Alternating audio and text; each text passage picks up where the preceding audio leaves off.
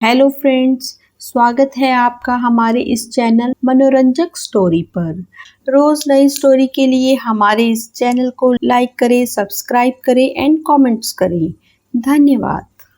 अब्बास के जाते ही शाहिद ने तिवारी जी से पूछा, लेकिन सर मुझे एक बात समझ नहीं आई कि आप ब्राह्मण होकर मुसलमानों को इतना मान देते हैं, उनकी इतनी मदद करते हैं।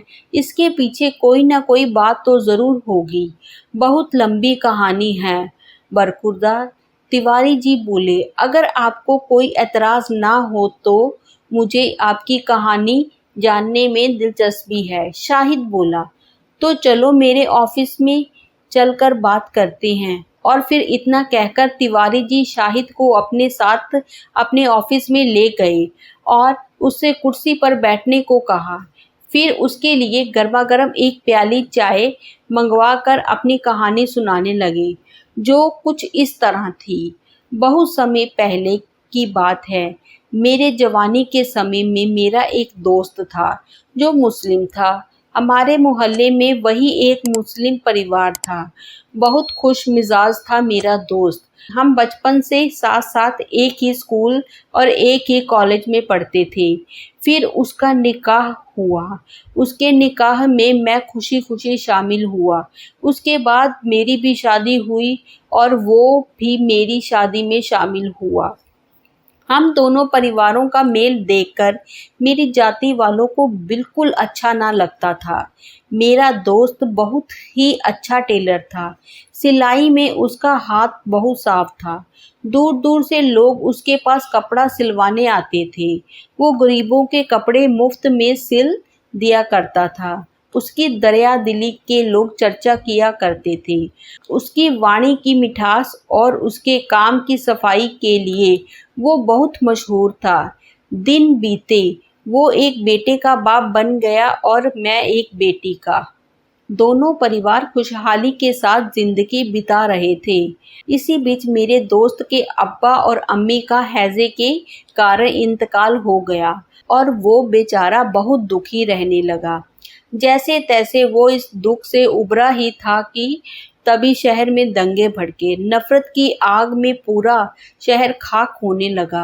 हिंदू मुसलमान एक दूसरे के खून के प्यासे हो गए। मैं उस रोज अपने घर पर नहीं था। मेरे दोस्त को कहीं से पता चल गया कि मुसलमान दंगाई हमारे मोहल्ले में हथियारों के साथ दाखिल होने वाले हैं। मेरे दोस्त को जब ये पता चला तो वो मेरी पत्नी और बेटी को अपने साथ ले गया। उन्हें सुरक्षित रखने के लिए और मोहल्ले के लोगों ने उसे मेरी पत्नी और बच्ची को ले जाते देख लिया। जब मैं लौटा तो उन्होंने कहा कि देख, वो मुसलमान तेरी पत्नी और बच्ची का कत्ल करने के लिए अपने साथ ले गया है। हो सके तो उन्हें बचा ले। ये सुनकर मेरा खून खौल उठा और मैं एक बड़ा सा धारदार चाकू लेकर उसके घर पहुंचा। और उसने जैसे ही दरवाज़ा खोला और वो कुछ कह पाता कि उससे पहले ही वो चाकू मैंने उसके पेट में घुसा दिया। एक बार निकाल कर दोबारा घुसा दिया, फिर तिबारा घुसाया और चौथी बार वो धरती पर दर्शाई हो गया। मैं धड़ाधड़ भीतर पहुंचा और दोनों कमरों को तलाश करने के बाद मैं तीसरे कमरे में पहुंचा, जहां मेरी पत्नी और बच्ची दोस्त की पत्नी और बेटे के साथ दुबक के बैठे थे। तभी मुझे देखकर मेरी पत्नी बोली, भाईजान हमें बचाकर अपने घर ले आए, नहीं तो आज हम जिंदा ना बचते।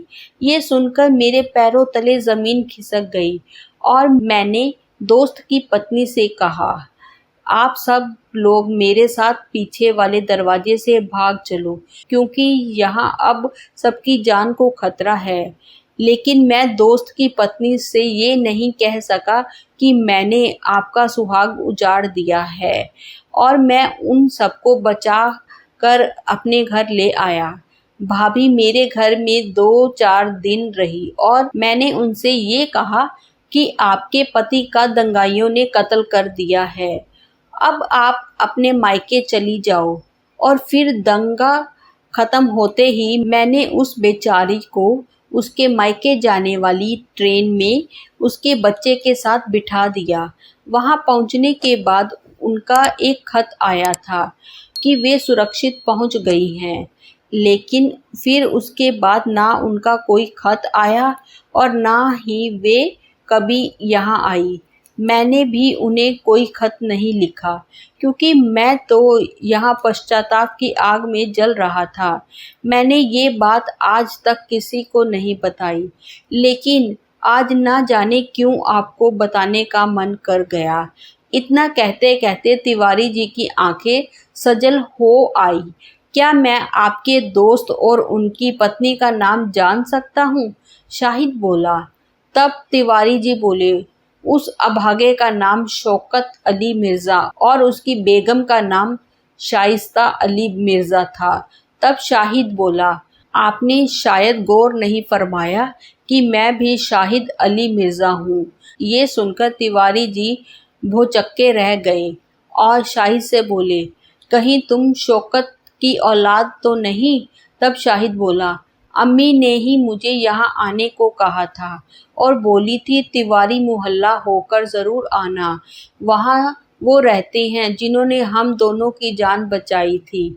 लेकिन यहाँ आकर पता चला कि कहानी तो कुछ और ही थी। तब तिवारी जी बोले, बेटा, मैं तुम्हारा गुनहगार हूँ, तुम्हारे बाप का कातिल हूँ। मुझे तुम जो भी सज़ा देना चाहो वो मुझे मंजूर होगी। तब शाहिद बोला, सर, मैं आपको चाचा जी कहकर तो संबोधित नहीं कर पाऊंगा, लेकिन सर कह रहा हूँ। और मैं क्या आपको सज़ा दूंगा? सज़ा तो आप पा ही रहे हैं, जो इतने सालों से पश्चाताप की आग में जल रहे हैं। मेरे पिता के कातिल आप नहीं हैं, धर्म की दीवार है जो हम सब ने खड़ी कर रखी है, और जब देखो तब यह धर्म की दीवार गिरती रहती है और इसके तले दबकर ना जाने कितने बेगुनाह लोग मर जाते हैं और अनाथ हो जाते हैं। मुझ जैसे बदनसीब बच्चे, माफ़ कीजिए, मैं अब आपके होटल में नहीं रुक सकता। मेरा सामान मंगवा दीजिए, मैं यहाँ से जाना चाहूँगा, क्योंकि जिस काम के लिए अम्मी ने मुझे यहाँ भेजा था वो पूरा हो गया। वे आपको खुदा समझती थी और फिक्र मत कीजिए, मैं उनकी ये गलतफहमी कभी दूर नहीं करूँगा, क्योंकि फिर आप में और मुझ में क्या अंतर रह जाएगा। क्योंकि मैं यहाँ धर्म की दीवार खड़ी करने नहीं आया हूँ, मैं तो इस धर्म की दीवार को हमेशा के लिए गिराने आया हूँ। और कुछ देर बाद शाहिद का सामान आ गया और वो तिवारी जी को खुदा हाफिज बोलकर होटल से बाहर निकल गया। और ये सब देखकर तिवारी जी की आंखें एक बार फिर से सजल हो गई। धन्यवाद।